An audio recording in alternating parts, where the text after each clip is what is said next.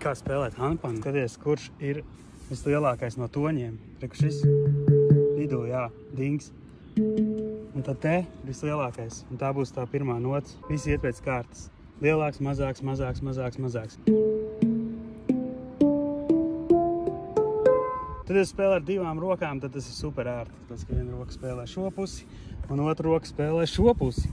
Ja rekur, piemēram, ir nots do, tad te ir oktāva. Dzirdi?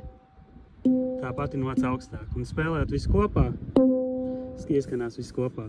Un šeit būs 5. harmonija. Un tā atrodas virs tās vēl skaņas augstāk. Sanāk, spēlē šeit, skan vēl augstāka nots, un tā tas ir katram no viņiem.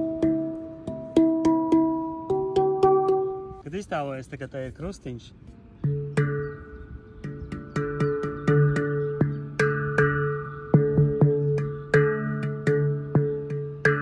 Sanāk, tu vari spēlēt mierīgi vienu no viņiem un jau dabūt jebkuru vienu no viņiem.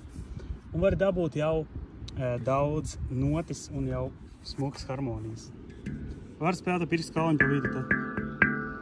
Vieglākais veids, tāpēc it kā spēlēt ir uzsitiens atrāviens, tā kā pietiek pat viegli viņām uzsist, bet atrauta pirksti ir tā kā svarīgāk. Un šeit var spēlēt ar šo vietiņu, tā kā par kur locījumu vietu pirkstam. Izstiep roku. Arī tu to vari.